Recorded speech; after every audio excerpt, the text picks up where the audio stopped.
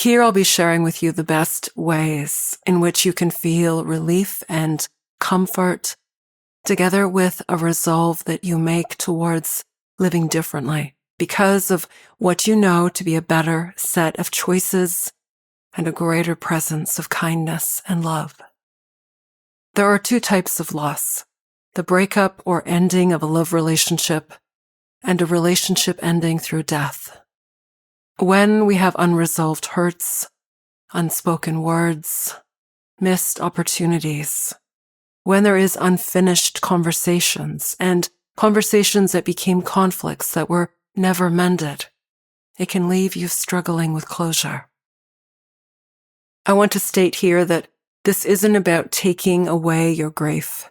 Grieving is a healthy and often productive means of navigating great loss.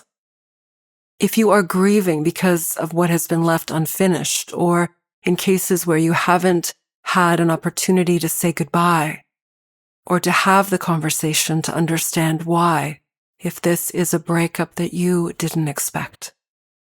Loss and grief can add a distinctive layering to this time of year, especially if your history with that person has included wonderful past holiday experiences shared together.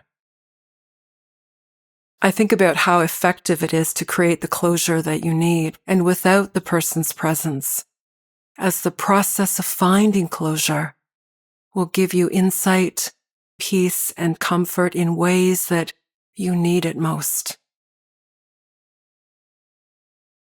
It's being able to say the words you wanted to say, often the apologies you needed to make, the appreciation for all that they gave and did, and for their love of you. Acknowledging your regrets becomes a deep dive in self-reflection and creating change in the present that will help you to be your best self. Closure isn't always about having the moments in front of a person, although this can also certainly be helpful.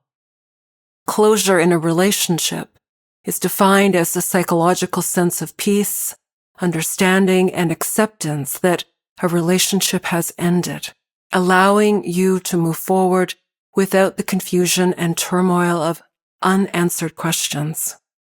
It's a feeling of finality in the present that arises from making sense of the relationship ending and resolving emotional pain, often through appreciation for all of the good in the relationship and of the other person, for understanding the challenges and difficulties you had therein, and for arriving at a place of acceptance that you are having a life experience that we all have. I'll be helping you by naming the ways that you can give yourself closure that create peace, gratitude, forgiveness, and love, and that allow for a deeper and reverent understanding of the other person and yourself. It's important to have a professional to talk to that can give you helpful guidance for finding solace and comfort in ways that acknowledge you can never erase nor change the past, and that it is not necessary to do so in order to feel relief and ease. You'll know when you have created the closure you need, because you will feel a sense of peace whenever you think of the person, your relationship, and the past.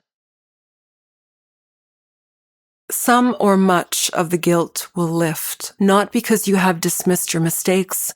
Rather, you are able to accurately and honestly see yourself in those moments, to recognize how your ego or your fear got in the way of being kind, respectful, and loving instead, and to let those moments become the teachable learnings from the past that live with you in the present and to all things before now, so that you can see your evolution.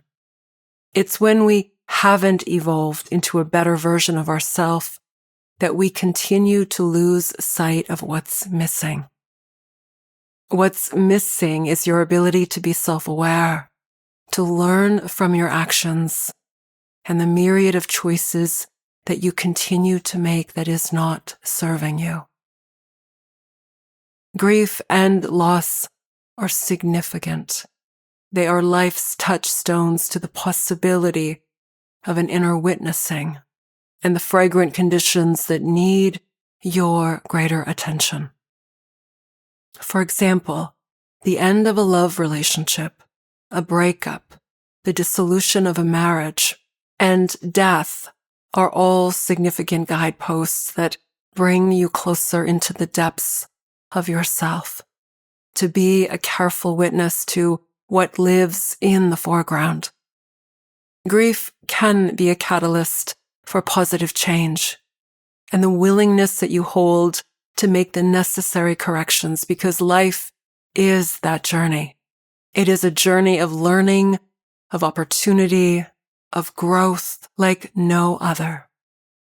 Grief can be helped when you are willing to acknowledge what mistakes, what hurts, what damage you have caused, and to create out of this an exceptional opportunity to change for the better. To remember that you are not alone in your loss, and yet you do not have to remain in your suffering. The loss of a loved one suddenly and unexpectedly can leave us searching for answers, for finding meaning in our grief and sadness, and for allowing the gentle tolerance that we can give ourselves, because it is our sadness for the moments when we were less than kind that become the pivot towards living better, kinder, more helpful, more patient, more thoughtful and generous, and certainly more giving of ourselves. To navigate the holidays as you are grieving for an ending of a relationship, whether it's dissolution or death, becomes a means of cultivating introspection, self-examination, forgiveness, and the powerful steps that you take to be different now and in the future, because this will ensure that the ending was for something and for not remaining stuck in grief. You may want to keep traditions and customary practices the same in ways that honor your memories and the other person. You may want to simply hold space to be in whatever form that looks like, by yourself, doing an activity that is soothing and nurturing, and not escaping your feelings or ignoring them. It's certainly not easy work. There are layers to this. Everyone goes through their grieving process differently. What I can tell you, what helps clients best, is being critically aware and honest with themselves as to the truth of the relationship, of what was great, of what was not so great, of what they need to do differently in the future, and how they can find acceptance for what is. Because what is how we are able to move forward. The kind of relationship you had with the person that is no longer a part of your life in the same way they once were is going to drive many of the experiences of your loss. Conflicted and tumultuous relationships might cause you to focus on only the good now that you are alone. Relationships in which you are able to find peace and solace whilst the person was still alive can lead you to feeling peace and acceptance, even as you may reflect on some of the difficult aspects of what you shared. I always remind clients to look for the facts and the truth. This is never one-sided, and having a healthy balance of remembering and introspecting on the joys as well as the difficult moments creates an opportunity for you to look at everything with eyes wide open. your honesty and accuracy with what you remember will best help you navigate your emotions. And it will also give you the comfort of knowing how deeply you were loved. And I'll give you here a couple of client examples. My client Frank, whose father was, as he described, a terrible person, someone who was violent, verbally and physically abusive, adulterous, dishonest, cruel. Death didn't bring relief. Rather, as his relatives began to reveal some of the horrific information that was previously kept hidden, Frank became enraged and found himself ruminating on his trauma memories. What we did that helped immensely was to examine all of the ways that Frank attempted to help his mother escape the abuse, how he himself vowed and kept his promise to never be like his father, and in this case to feel comforted by the knowledge that he often stood up to his father rather than be bullied by him. We can find relief and comfort in our actions even when the conditions around us have been so very virulent. And for another client who managed to find ways to communicate with her loving husband after he suffered a heart attack and died suddenly in their home, communicating with him through the various signs that Barbara would notice and in the knowledge that he was very much still with her and beyond the physical world, made it possible for Barbara to go through all of the customary life holidays, feeling a strong sense of peace in the new type of relationship that she opened her mind and heart to. Experiencing loss can be a point of re-examining how you are living your current relationships. Are you truly connected with your loved ones? Are you making the effort to let them know that you care? And are you demonstrating your care often?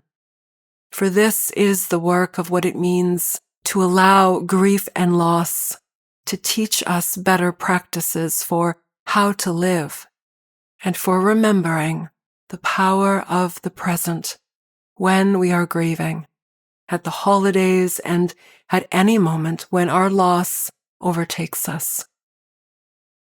The rich and abundant meaning and the depth of love we felt because of our loved one is the glorious reassurance that our life was made far better because of the other person, and in many cases because of who we became, because of them. Your holidays and every moment you live now will be out of the choices you make to feel wholeness, love, and blessed, and to feel this now and in the present. If you would like my help as you navigate your grief and loss, please reach out to me. Let me help. Thank you so much for listening. This is Dorothy Zennuriye Juno. Namaste.